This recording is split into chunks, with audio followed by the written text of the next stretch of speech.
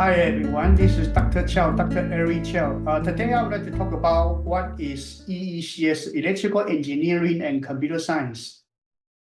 This is a very traditional school for a school major in college. There are 3 schools that offer EECS major. That's UC Berkeley, U Michigan, and MIT. And it is look like a major combining the electrical engineering and computer science. So some students got confused.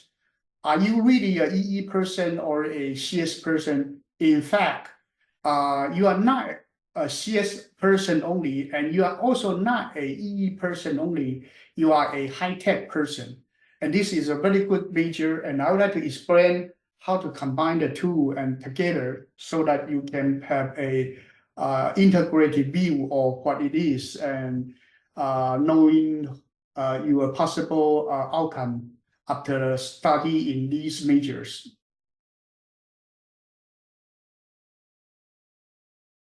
So first, the EECS give you the all-you-can-eat buffet type of the courses. You can take any courses from EE, electrical engineering or computer science. But the key point right here is please just take the core courses first, because you don't have that much time to cover every course in the university. So any course that you can take from Coursera or EDX from the online courses, please just don't take it from the 4-year university, because I don't want you to waste your important resource or money on those courses that you can even take it later from online courses. So just focus on those core courses, or those courses that you need to have contact with the professors. So right here is a mathematical model for the communication channel for the electrical system, and it is a model by the MATLAB Simulink model. So what I'm trying to say is that EE system, electrical engineering system, you are studying the electrical system, information system, or signal systems. And then you use math to do modeling, to actually model the signal flow and then analyze it, and then try to encode and decode the messages or signals. And electrical engineering, the main job is to design the electronic system to support it. While on the software side, you actually study the management system or software system and model it by data flow or control flow chart. And then you design the system. So system, you have 2 kinds. One kind is EE system, one kind is CS system or information system. And one is hardware, one is software. And right here, you major in EECS. You are combining the two and doing hardware and software co-design. And this major make you possible to become an engineer or a chief technology officer who can be managing or becoming a PM for the project, to be able to manage a project of larger scope. So you may get involved in chip design, a board design, or a computer rack design, or software design, or even a website. So these are different technology you may develop. And these require a lot of discipline and different knowledge in different fields.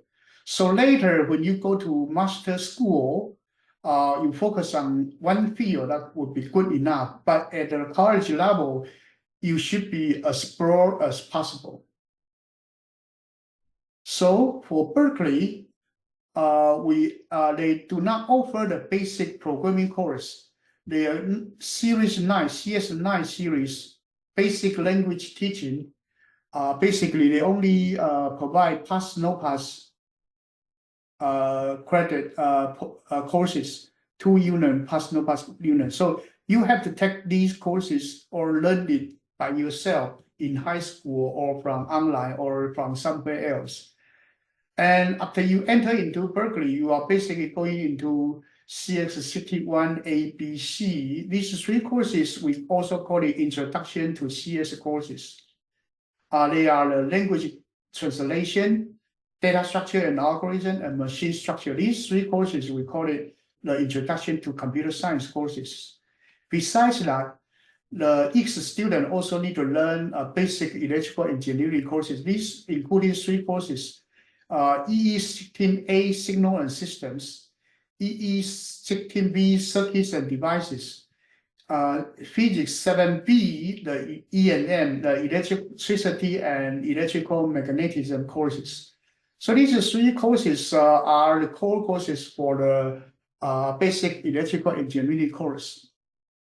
So in combination, you learn the introduction to CS and introduction to EE in the lower division.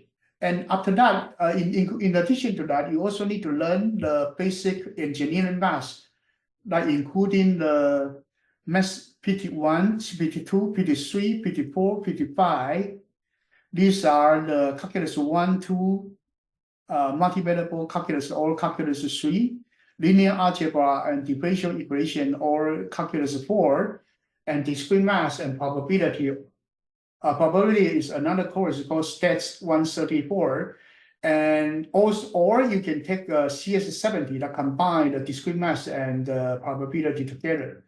These different courses, we call it the Math 50 series: 51, 52, 53, 54, 55. These are the basic engineering math course. In addition to that, you may also need to take the math for machine learning courses, that including linear algebra and also stats, and also random process and optimization theory. These 3, 4 courses, we call it the so-called math for machine learning. The minimum courses that you need to take is linear algebra, stats, and optimization. These 3 courses are necessary before you take the CS 189 machine learning.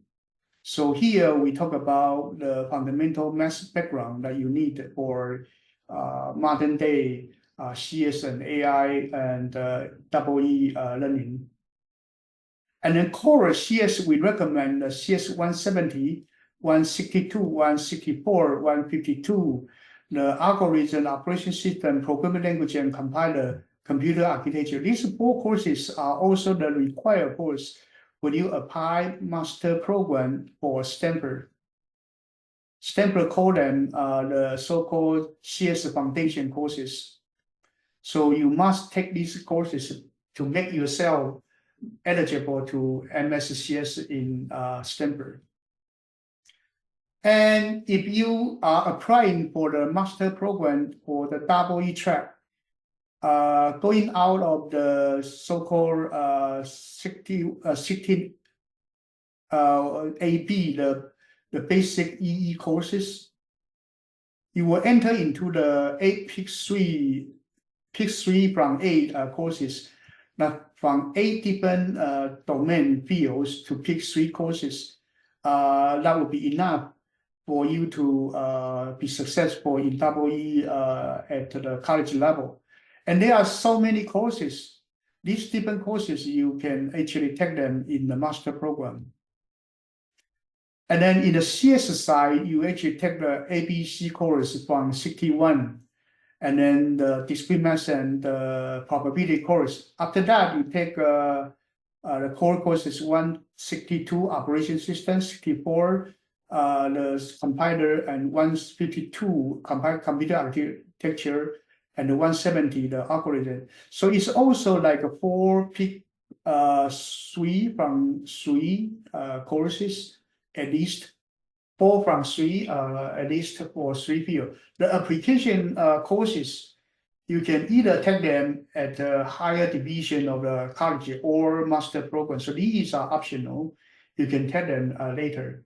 And some of the courses you can take them or not in college, such as the cryptography, network, or database. Those courses actually can be taken in the higher division of the course, or you can take them when you go into the master program. So Here we are talking about core courses.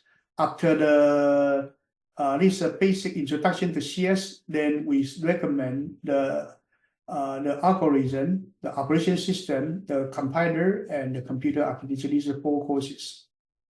And after that, you can apply for the master program at Stanford or continue to work at the Berkeley MSEE or CS or MSCS for artificial intelligence, computer vision, or different fields.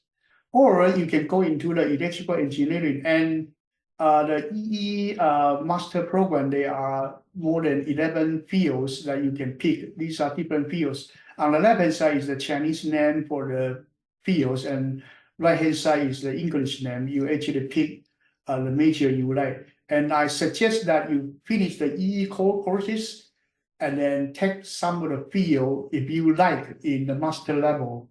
So these are the best way to study EE and CS so that you can have the broad knowledge at the college level and also be specialized in a certain field at the master level.